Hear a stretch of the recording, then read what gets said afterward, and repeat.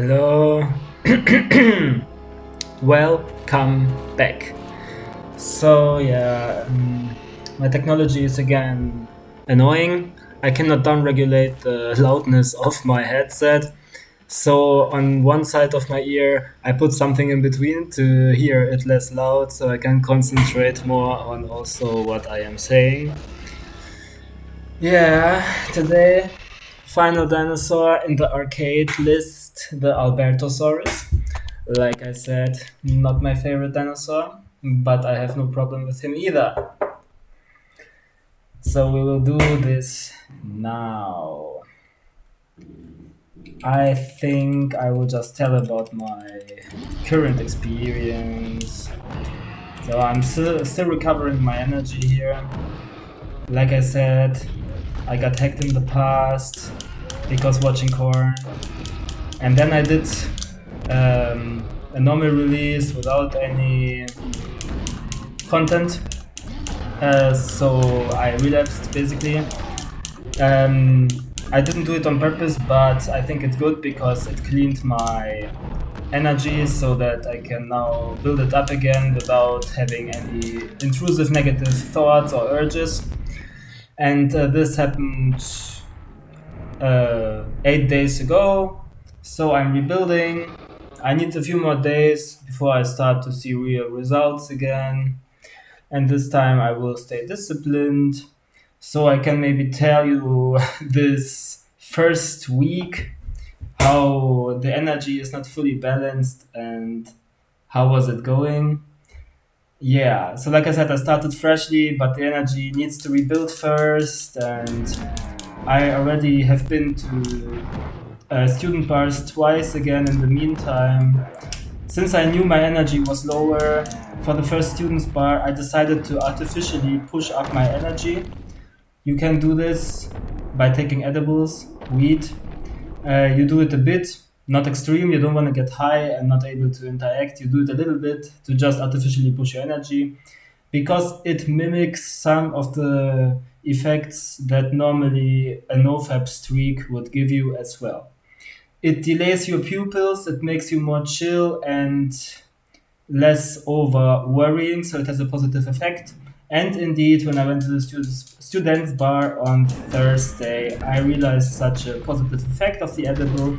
But edibles come with their pitfalls, of course, because your concentration gets lower. It might be that at some point you mess up something that you try to say, something comes not into your mind properly. You use the wrong word for something, you know. I always like to mess up table soccer and table tennis. So this might have happened, actually, I'm not sure. What I try to say is just that when you are on substances, it's more difficult to always be fully concentrated, but it's not a big deal, especially if you use a low amount. And no, I'm not recommending this. I'm just telling from my own experience, and that this is what I do to keep my energy artificially higher when necessary. But for the later students' dormitory bar event, half a week later, I already wasn't doing it because I don't like all the time doing edibles and artificially keep my energy high. So I went to the bar without doing them, and then because also I knew that my energy will already be a bit higher than previous time, and now I can afford to just see what happens if I stay away from any artificial supplements. So I went there, and the effects were as expected. My energy was suboptimal, even though not bad, and so I was trying to compensate subconsciously by a little overacting, like I was a bit more in anger. When I was inside and I was trying to close the door because the cold wind is coming in, I too aggressively pushed it, so it was too loud. So this was a moment when I knew I acted a bit off and a bit too tense, you know.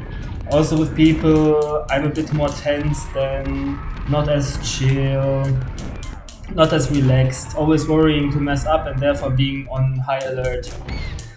This is something that happened also with my friends, that I could be less completely relaxed. And there's different people when you go to a bar or something and you meet all the same people all the time that also go there. For me, I realized not only in the bar but also in general that different people in my life are like mirrors of different aspects of myself. Some people simply embody aspects of me.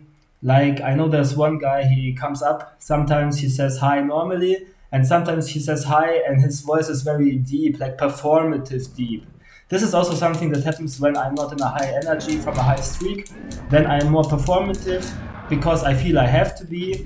It can happen that I basically talk for a short moment in double time, twice as quickly because I think it's, I don't know, sounds better, but it's subconscious, it happens automatically, and it's basically performative.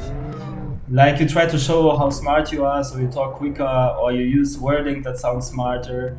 And this is all performative stuff that normally someone would do who is not a retainer, for example. And so this one guy, sometimes he just seems off from by his energy as well, where he seems performative because his voice is suddenly overly deep, but in a tense way, like he's like, "Oi," and then something is off with him. This, for example, is an aspect of me that is externalized and mirrored in this other person.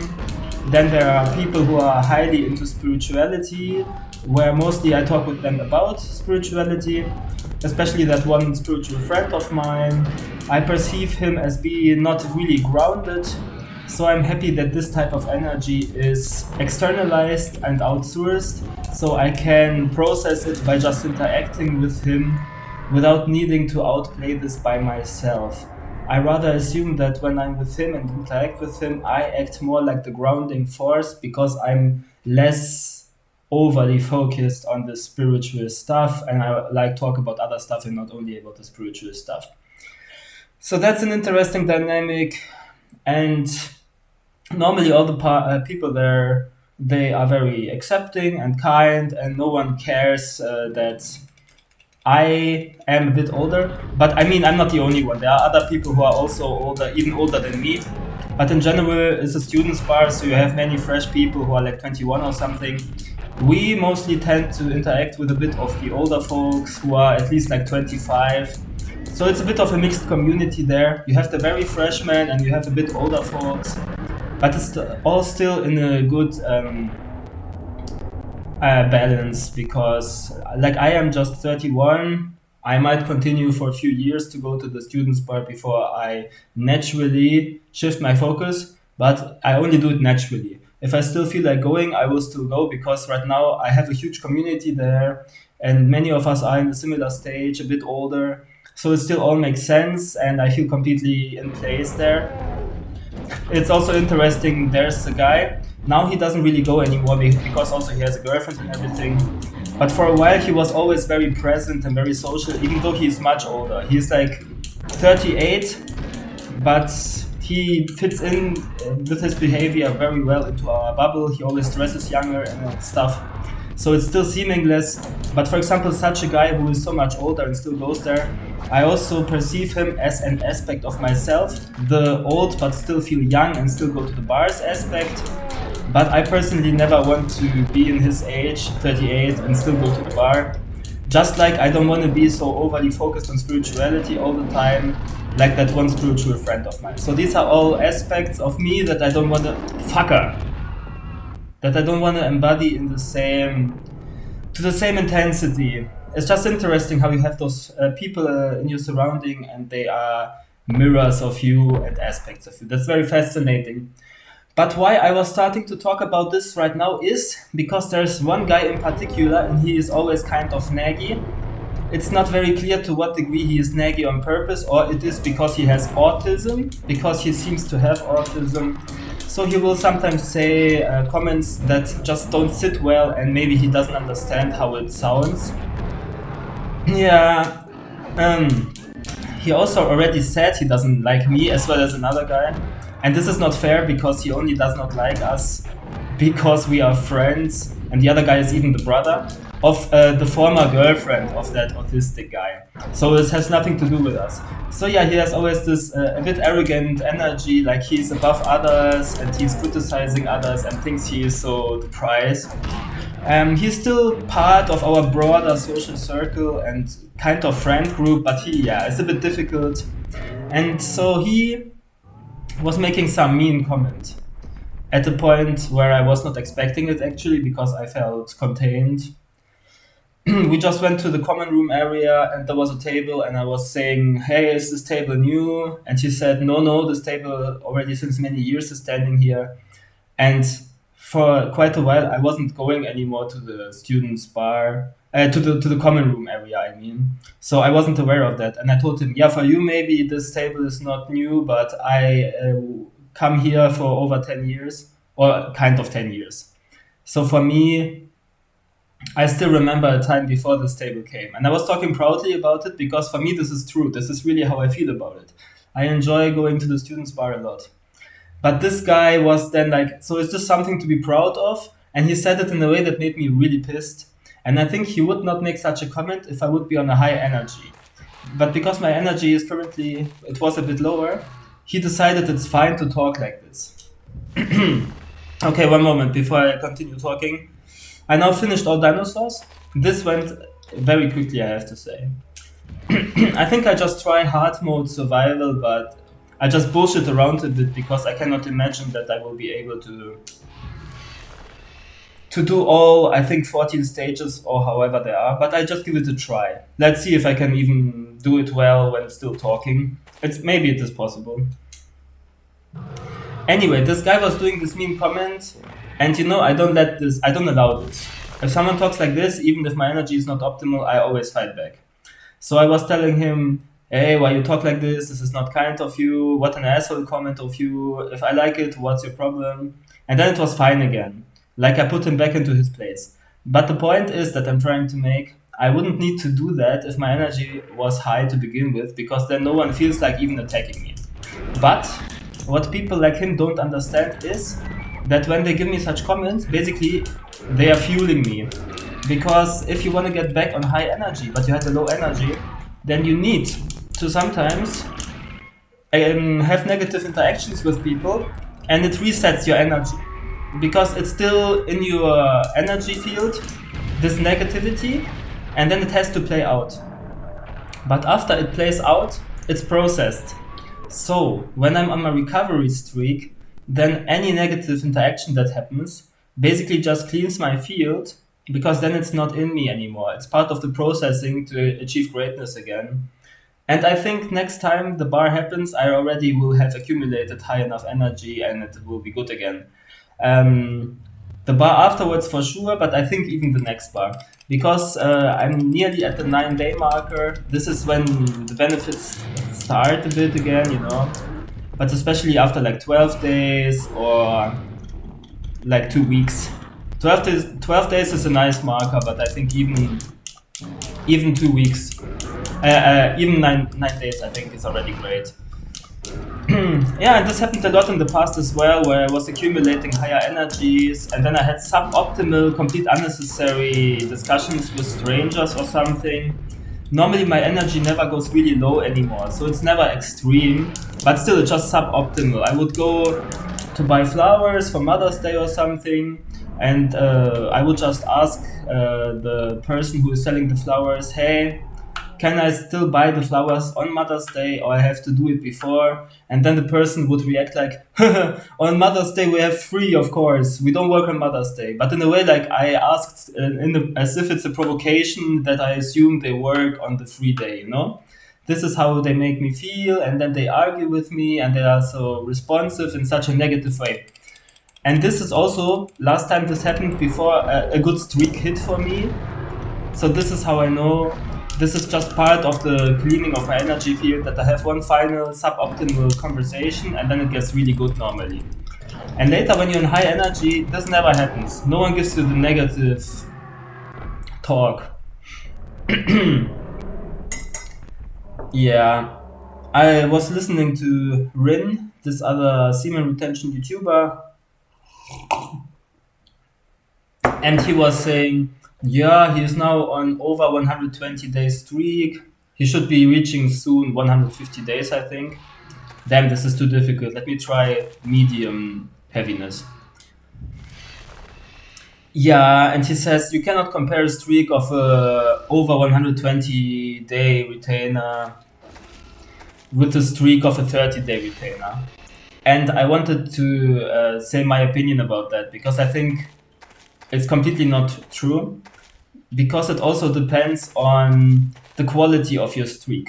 If you keep your energy very pure, um, very disciplined, that you don't even allow any urge thoughts even to occur, then you can easily, even on a 30-day streak, outperform other retainers who are on a 120 plus day streak, but are, for example, very negative, always bashing everyone. Rin always calls everyone a fat fuck and a motherfucker, and he always uses this type of wording. And I think this shows that he is not as far on his journey as he might think he is. Because I always remember my very first streak that I already talked in my spiritual awakening video, how pure it was, how I felt like sent from God down, like I'm some disciple of God. And I remember I later had my other streak that was 3 months long. And you cannot compare these. The 3 month streak was still very good. I would always like to go back to that for sure. But it's not comparable to my very first streak of 3 weeks, actually 4 weeks, but only for 3 weeks I had the positive powers before I hit the flatline. I hit the flatline quicker on that first streak because my discipline was much higher and the energy accumulated in less time, and in less time it already dissipated again. Therefore, it's possible that when you repeatedly go on streaks, even those very intense, very pure state streaks where you reach a lot of benefits very quickly, that you can keep the energy longer, the longer you go, because your body gets trained to not lose the energy and avoid thinking patterns that will make the energy leave your body. Because I said during my first streak, the energy started leaving when my thoughts became more, I don't know, of unclean nature. Like I was not having any urges or something and was not thinking in such a way, but I was just starting to think more about, is this all good? Is this all healthy? What will happen next? And I started to worry, and this is when my energy disappeared. Yeah. But even the 3 month streak that I had like 1.5 years ago, it was very great. I remember I was going to the bar and I was just talking and my voice was deep and melodic, and someone literally gave me a compliment for my voice. He said, yeah, your voice sounds so nice. Normally no one would ever say such a thing. So this is how I knew I was on a very elevated streak. There's also one guy there. Like I said, everyone is a mirror. And there's one guy, he is also very closed off and very not trusting other people. And normally it's very hard to get an interaction with him happening because he is so not trusting and always has bad perception of other people. It's just obvious from the way that he looks and so on. But he by himself came to me, was talking to me, offering me his joint, something that normally never happens. This is how I knew I was in very pure energy. You always know that when you enter the students bar, for example, and then the moment you come in through the door, everyone turns around and looks at you and nods directly, and you can directly go up and shake everyone's hands, and everyone is paying super attention to you. Normally this doesn't happen to the same degree. Normally people just take you like another normal human, but in this state, when you are on the streak, people respond to you like you're really some highly respectable being that is worth paying attention to in an extraordinary way. Yeah. And the best state that I now try to achieve on semen retention, and I also have a sigil where I put down the statement, so the sigil should help me to now achieve this again. It is a state on NoFap that I call the haze state. I call it the haze state because I realized that when I'm on a very high streak and my voice gets deep and I'm super respectful, I start to talk differently with people automatically. Normally, when I see people, I always say hello, something like this. Living in Germany, basically hello, or I say hi. But when I'm in this very, very contained confidence streak where I'm super peaceful and detached, I always say hey with a very cool, chill voice. I'm like, hey, something like this.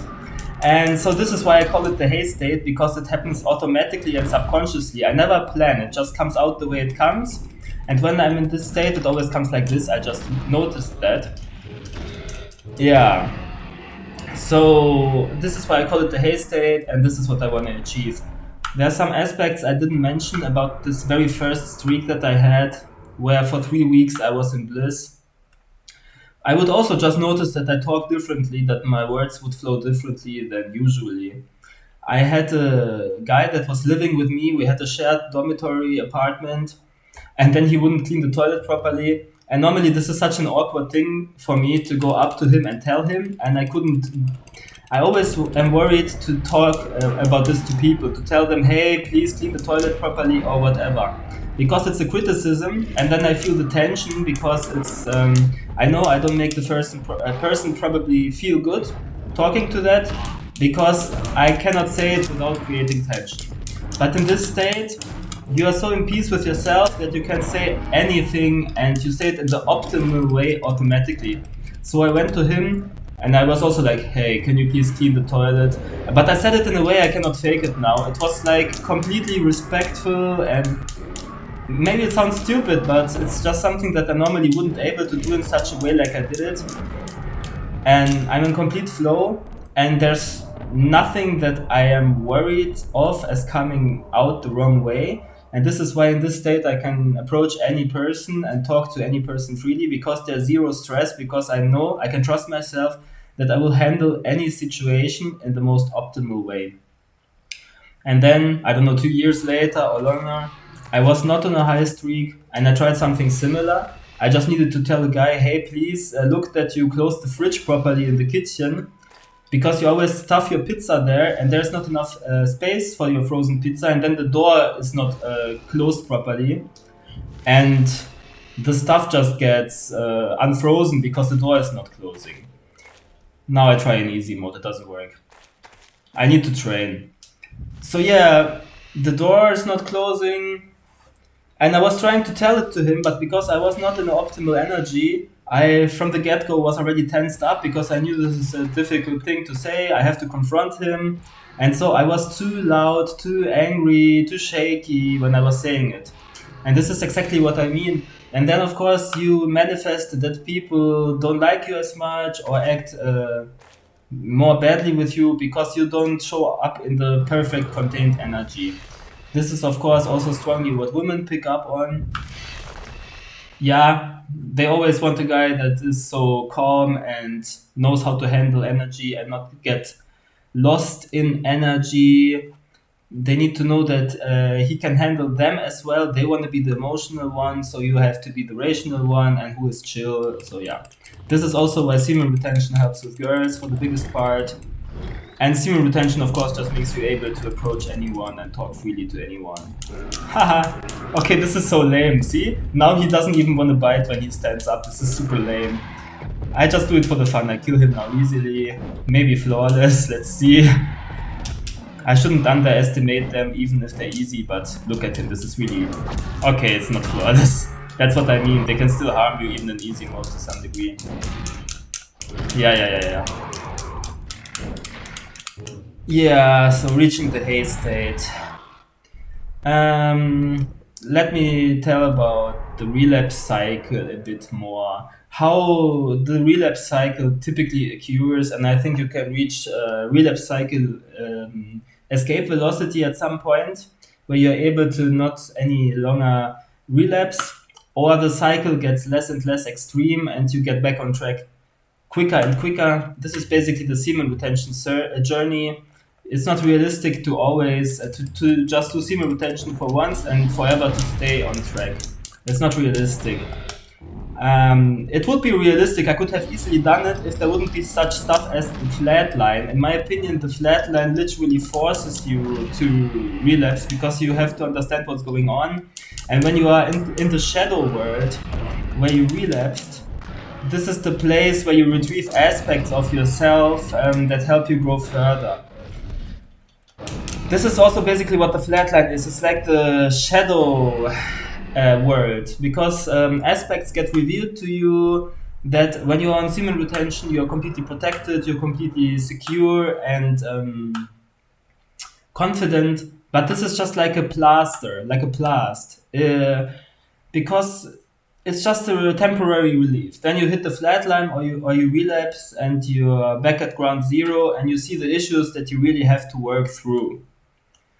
Yeah, because NoFap is just like an artificial charisma boost. It's not sustainable by itself unless you put in the work also in the meantime. So when I'm already again in low energy, then I learn what are the aspects that make me insecure. Me personally, I have a lot to learn, and NoFap can never replace this because I have to understand this through my own thought. I grew up in my childhood was like heaven basically. I thought everything is so positive. I did not knew about the negativity of the world. It took me a few years before I saw on television that there are wars going on where people are driving around with tanks in the Middle East and stuff like this. And the history was told to me about World War and so on. But as a child, I was very guarded from all of this. My parents, for the most part, acted very nice with me, and I only met nice people. So I feel when I was growing up, this was like a fall from heaven. So I never lost the idealism because I saw the perfect world basically, even though it was just an illusion because I didn't see the full picture. But yeah, so I was always very morally aligned. I had high expectations of how I am supposed to behave as a child of God. I was also believing in God, Jesus, everything. And then when I went to school, especially the later classes, fifth class and onwards, many other children came into my life who are just assholes basically, who basically probably grew up with bad parents, maybe they got beaten or whatever, and they acted in a shitty way and they were bullies and stuff. I remember even in kindergarten, I was just not aware of negativity. And then I was at the playground and I went into a tunnel and there was a group of boys sitting and they were like, go away. And I thought, why should I go away? This is a public place. I want to play and connect with people. And so I didn't go away. And then the one boy took out how do you call it? A wood, a wood stick. And he was punching my hand with the wood stick and it felt painful. And I didn't even know how to react because I didn't understand, why is this going on? Why do I get violence? I didn't do anything bad. And then I just walked away because this is what he wanted and that's it. And I didn't understand, why is this child so evil? And yeah, I mean, children, they should be innocent and kind, but no, there are many assholes. I don't know. Maybe it was not always so bad like now, because now we're living in such a spoiled culture and everyone is spoiled and think it's fine to be an asshole because they have no real problems. Problems humble people. Difficult life circumstances humble people. And in Western society, we don't have a lot of this.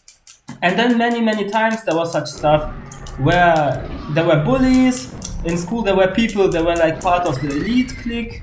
And everyone who was not dressed properly, not wearing the stuff that was stylish or having the proper hairstyle, because I never brushed my hair.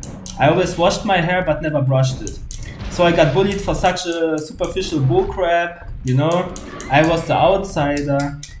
During class, they were making sometimes jokes and it was embarrassing because everyone could hear. So I really got a taste of how fucked up society is and how many assholes here are.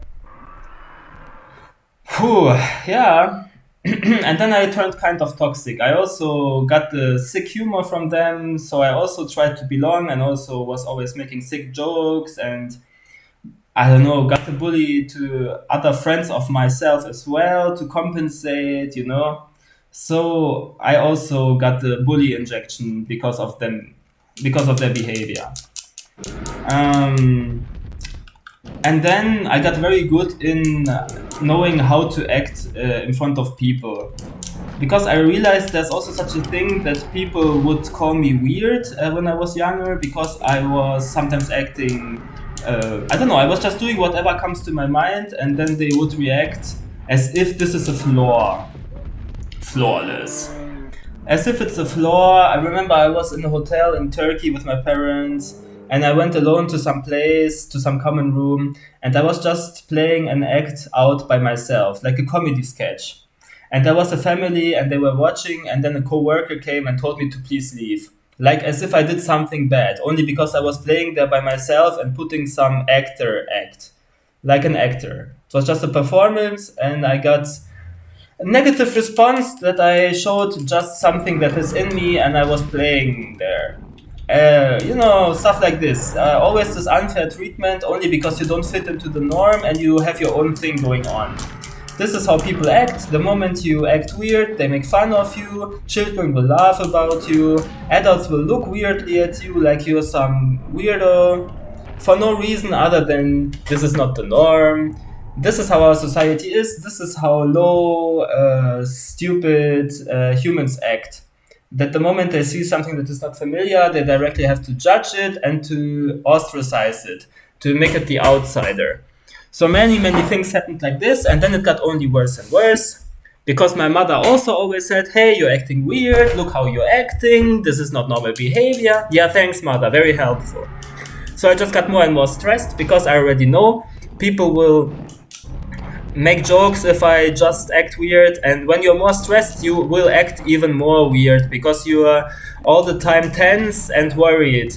And so, yeah, thank you, society. Because of you, I got super stiff and worried. And then university was also too hard.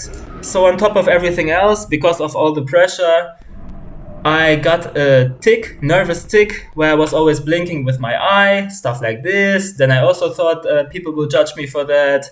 So it got very, very difficult.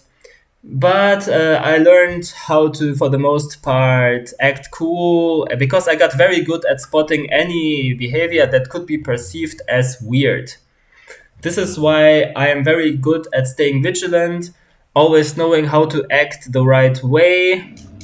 And I also learned my own toxic coping mechanisms to be able to deal with people making fun of me. I learned that I'm basically smarter than others and I'm morally superior, so then I was the one who was judging others. So I did that. This is my emotional armor. Yeah. Let's see. What else? Yeah, at some point I got socially kind of good, and everything was mostly fine. But then I had my spiritual awakening, and then you get no fab highs and then no fab lows, where you, for example, relapse and people treat you extra bad. And then it got really bad because I would just leave my house when I just relapsed, and there would always be some really, really assholes coming up. And I don't know, for example, I was just walking and someone on his bicycle would perceive me to be in his way, and then he would nearly drive over me with his bicycle, and then he would say some mean stuff like get out of the way, idiot, or whatever. And then I was always wanting to fight back. Then I would shout to the person that he's an asshole, and I would do it super loud that the entire street is hearing it. So I got into many of these awkward situations where I felt like I have to fight against someone. Yeah, different type of stuff. I was also once in a low state, and already something bad happened to me where some asshole was beating me up. And he damaged my throat chakra because he announced that he wants to break up with his girlfriend. And then I asked her for her number because I was drunk, and he listened to it, and then he was fighting against me. And he told me to stay away from her, and I was just arguing with him that he wants to break up anyway. And he took me under his arm, and my throat area, where also the throat chakra is, the ability to speak, was damaged. Yeah, my throat was damaged, and he was telling me to don't talk about this and to stay away and blah blah blah. So I thought this is a real violation. And then afterwards I relapsed because I was frustrated. But even before that, I was obviously not in high energy. And then, for example, I would go out and there were some kids, and I know how kids are. They're real bastards. In many cases, children are real assholes. And I directly see if some child is type of the asshole group. So I was walking and my face was red and I was super pissed. My face was red because it got beaten up. And then there was some group of children and there was one young pisser, some bastard, and he thought it's funny to make jokes. So he was like, hello, but in such a way like they want to make fun of me. I directly picked it up and I was shouting at him to shut the fuck up. And who does he think he is, this little freak? Yeah, he got really intimidated, and yeah. So many times I had to fight against assholes and in an unbalanced way. This is my 2020 2021 experience. Many such stuff happened, and of course, I didn't feel great doing it. I would like it not happen, and this is why I took it very serious not to relapse anymore and stay on track. Because then always such motherfuckers would come up in my reality who think they can siphon off my energy only because it's low. Opportunistic bastards who only care about themselves. This is part of why I take the journey so seriously and I stay on it. But I am also hyper vigilant, which finally also transforms into even higher charisma. Because my hypervigilance also means that I'm hyper present, and people also get intimidated by me, especially if I'm in high energy.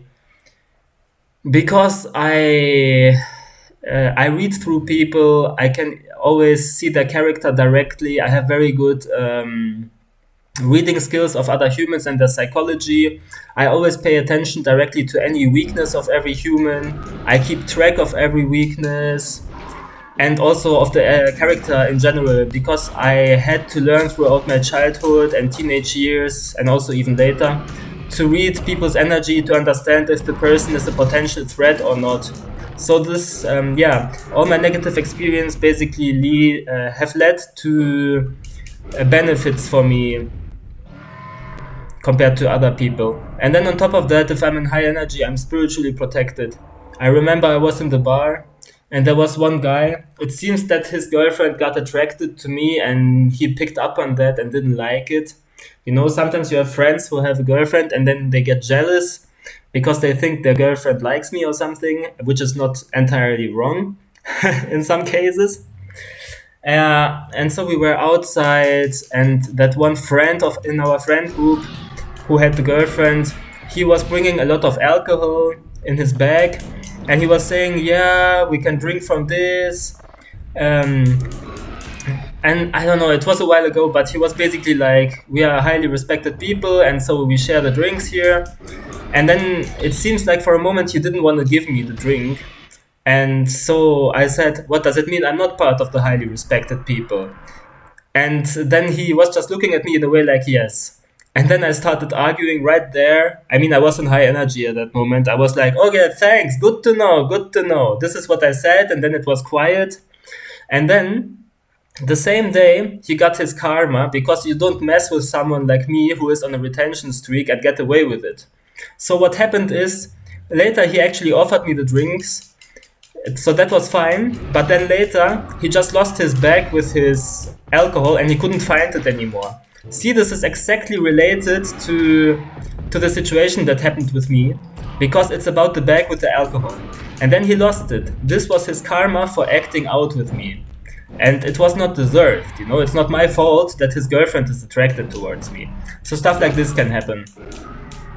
Since I'm on it already, let me share other spiritual experiences that I had. I had many, so I can probably not share everything, but something that comes to mind, and I wanted to mention it already since multiple videos. There's the duplication glitch. You know, I one time lost an umbrella, and then I bought another one and put it in my bag. And I searched very clearly that in the bag there was no umbrella. Then I put the new one there, and the next time I go to the bag, I take out the umbrella, I realize there's suddenly two of them inside. I think it's still possible to maybe explain how this happened. It is possible that I lost the other umbrella at my girlfriend without knowing it and subconsciously put it back into my bag, and this is how I suddenly had two of them. I don't deny that there is probably a normal explanation for this, but what happened afterwards is I was watching the video of this other YouTuber, Hyperborean Knowledge, and he was suddenly, randomly, also talking about his own duplication glitch moment, where he suddenly duplicated a hammer that he had, and he couldn't find a reasonable explanation how this happened, unlike me. But I just thought the timing is fascinating.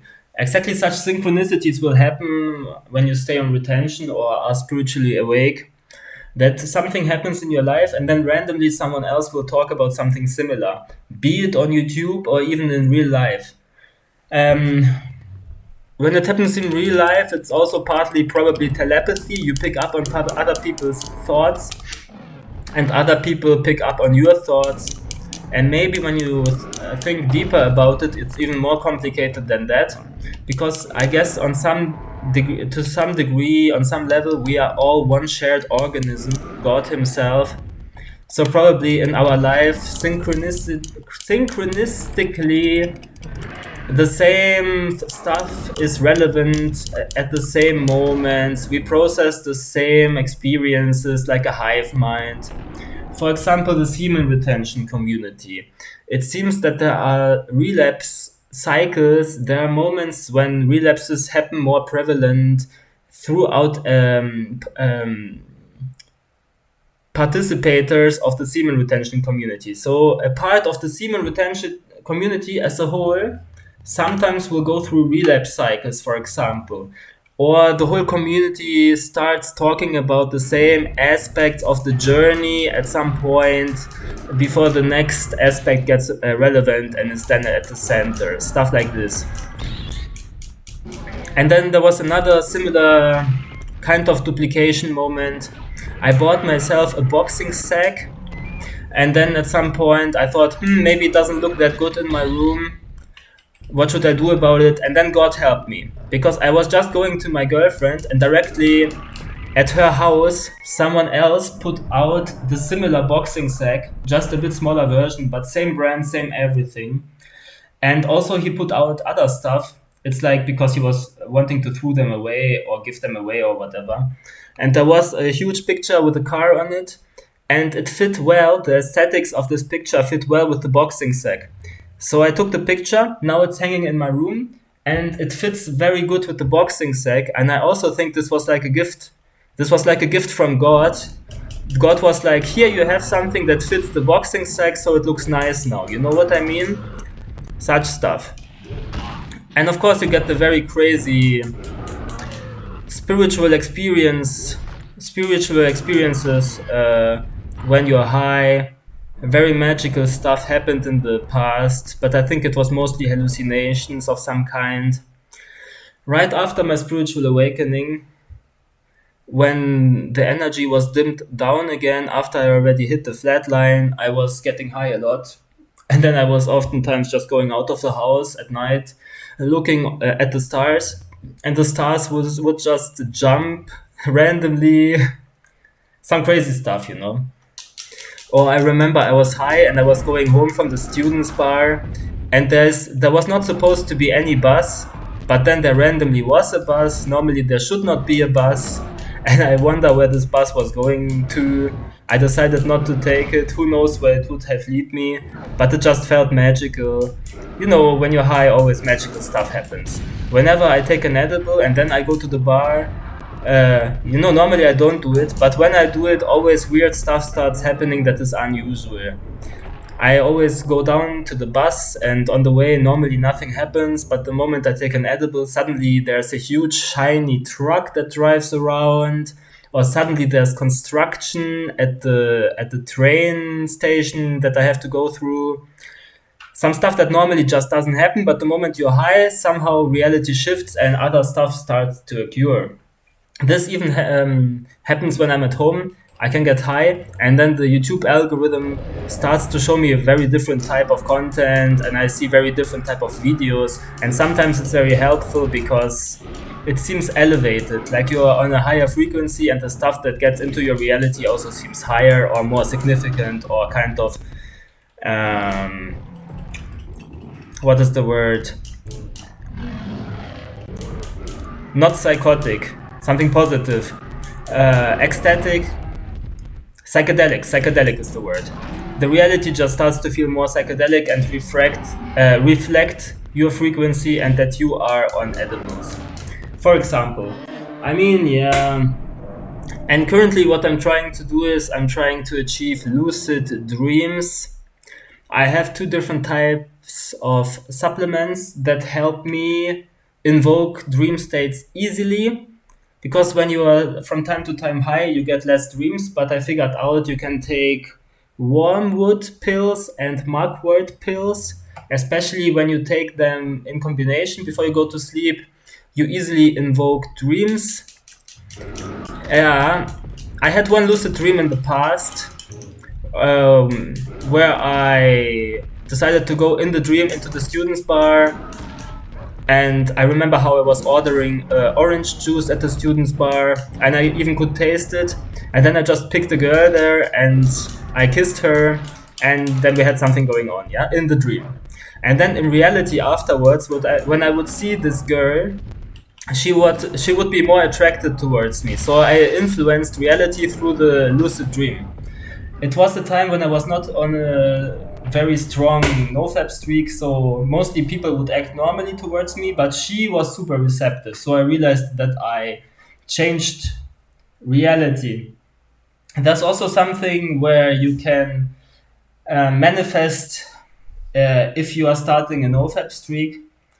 If you are starting a nofap streak, but then you still watch some content, not porn, but just some safe for work content, for example, and you Google up pictures or whatever, and you pay attention to, let's say, pictures of females who are dressed a certain way that you think is attractive or stuff like this. I don't say I recommend that, I just say this is my experience. Then later, when you are on the streak, exactly this type of people will manifest in your life, and you start dating girls who are wearing similar clothing and so on. It's just very funny how they show up in your reality, and I'm talking about very specific clothing. Yeah, okay. But yeah, I just think in general it's good to be able to lucid dream. Probably this would also help me to manifest more money or a job, because I'm still trying to manifest a job at this current moment. Yeah, so lucid dreams, I think in many ways are very positive, and they probably have the ability to teach you that you learn more about yourself and stuff, so it's very good. Shit, I will die again. I don't want to die. Scheiße. I have to at least make it in easy mode. Sooner or later I will do it, I'm sure. Yeah, so now I'm trying to get back to lucid dreams. So I started taking all of these pills. And the first time I took the pills, I directly had something that is close to a lucid dream, but it's not a lucid dream. Because I was waking up in my own room. I was lying with my girlfriend, already sleeping. And then in the dream, I woke up in my room. Because I heard the door closing. And I was asking her, does the door of my room just closed? Did you hear something? And she was like, no.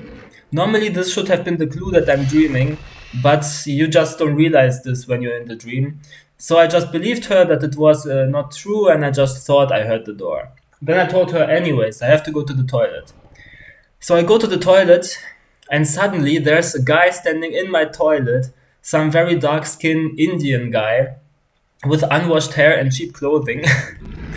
And I got super scared, and he was smiling in such a dirty way towards me, like, ha, I got you, I caught you. And then I got super scared, because as an intruder, he doesn't belong there. That's the reason, not because he was physically strong or anything.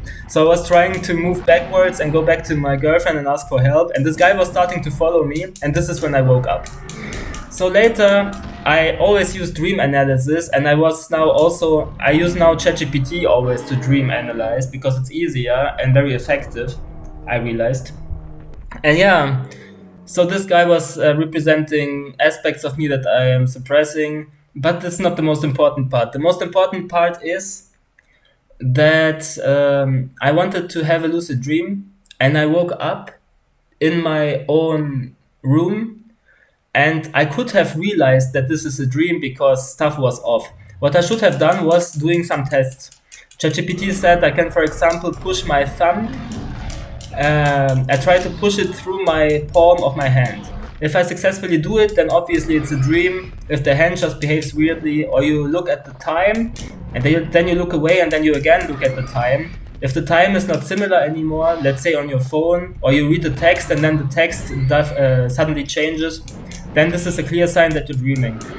But yeah, so I woke up and it was not a lucid dream, but it was something similar and it was very intense and vivid. But yeah, so I need to get better with that. So I now tried again to lucid dream this night. So I again took the pills, but I took a few pills less because last experience was too intense and scary. So yeah, this time I was staying at my girlfriend's place. So in the dream, I was also at my girlfriend's place, and she has neighbors, and I was going on trips with the neighbors. And those neighbors in the dream, they had magic abilities. They were able to just randomly through their psychic power make a fire happen. They could set on fire a place, an object, or even a human being. So they had the power in the dream, not me. The power was basically externalized.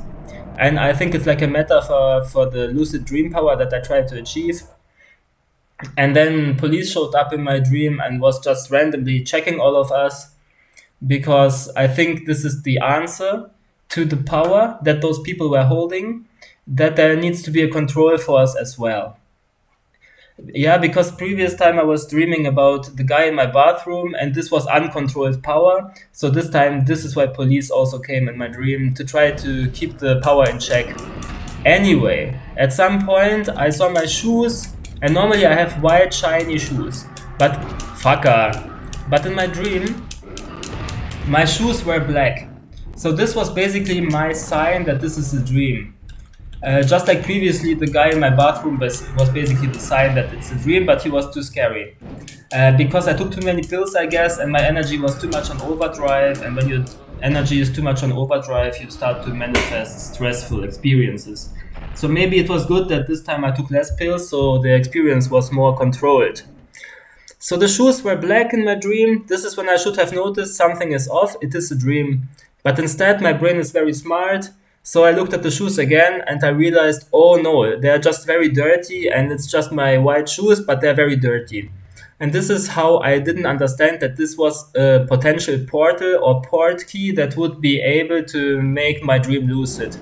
So I missed the clue, and I hope that in the future it gets better and at some point I will be able to really transform my dreams into lucid dreams if I continue experimenting with these supplements that I'm taking.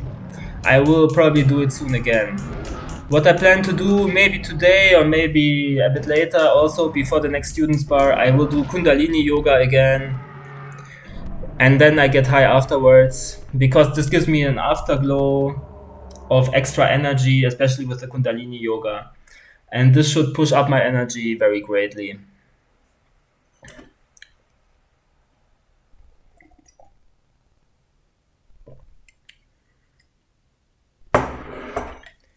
In general, it's interesting what kind of symbols you have in dreams sometimes. Sometimes you have entities in your dream that are just metaphors for your own sexuality. I would, for example, see huge cats like lion type or tiger type, and they would move so quickly. It's nearly like teleportation. They would just move and suddenly they're meters ahead. Yeah, because this is your sexuality, your drive. It's powerful and you need to learn to contain it properly. And this is a symbol of it. Also, one time in my dream, I was attacked. This is what happens when you struggle with urges. Then there are or there's also metaphor as an animal. The urge gets shown like an animal, and it was very shiny birds who were huge and they had different shiny colors and they were flying around me and trying to attack me, and I successfully was fighting them off. So such symbols can happen. Normally, cats are the clearest metaphor for your sexual drive because they represent libido. So it's very funny, it's very also interesting to analyze your dreams. When it comes to wet dreams, I have to say, I got really intense wet dreams during my very first streak when my spiritual awakening happened. But I was so disciplined that when I got the wet dream, I directly in the dream was like, no, I'm not going there, I'm not doing this, and I would wake up. During later streaks, I got different type of dreams, not wet dreams anymore. Rather, I would dream that I'm relapsing, that I would watch content on my phone or computer, but it was inside of the dream. So these dreams were more like me worrying to relapse and therefore processing it within the dream. Yeah, what else? Let me just randomly say another story. I was also taking LSD once with friends. I did it twice, but the last time was more significant. I was taking LSD with two of my spiritual friends that I already mentioned, the one spiritual friend and another one. And I remember we manifested an entire place. It felt like we manifested it because we were in the woods the entire day, and then we just found a magical place, and I'm sure we would have not found it otherwise. It had Aztec walls, like from Aztec times. There were cravings in the walls. There were stones that looked like huge mushrooms. It was a very beautiful place, but it was very mystical, just in the middle of nowhere. It's called the Star Path or something like this. I later found it on Google. Anyway. Okay, this video got very long. I wasn't able to pass survival. I might give it another try the next time in easy mode. If I want to do hard mode, I have to do it off without recording my voice because this is obviously not possible.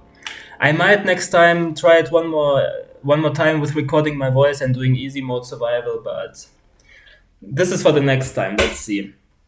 And other than that, maybe I just start the next game. Urban Chaos would be the next game on my list. Yeah. Okay, this video was a bit less on topic. I was talking about different stuff based on different notes that I made. One more crazy synchronicity is when I was very high with my previous girlfriend, and she has an oven where the time is set wrong. Let me give it another try, come on. She had an oven where the time was set wrong, and exactly when I got super high, I was watching at the oven at the time, and it was 420, exactly 420. This is the number that represents the weed community getting high. Yeah, you probably know what I'm talking about. Yeah, it's also just interesting that on this journey, you always see 22, 22, 11, 11, 9, 11, always those magical numbers. And then when you focus on seeing them and you always write it down on your phone, then you see them for a very long time and it doesn't stop. But when you don't focus on them for a while, it comes, and later the energy seems to dissipate, and then you always see 22, 23, for example, not 22, 22 anymore. It's interesting how this works. I think when your energy is very high, this is when you start seeing 22, 22 and so on. But normally, I don't say it's healthy, but when you are on an OFAP streak and you already are edging, you artificially push your energy even higher. And oftentimes this is when I start to see such angel numbers or whatever you have. Yeah, but I'm still trying to achieve the optimal state, the haze state. This is also where you have the complete face glow. You have the face uplift. It looks like your entire skin on the face gets more tight and uplift. So you look even younger than normally. I already look young, but in such a state, I look extremely young. It's just fascinating how it works. And then your pupils have the dilation, and this is why everyone looks into your eyes, because your pupils react to every micro interaction and every micro trigger. and this just makes you look more alive and vital.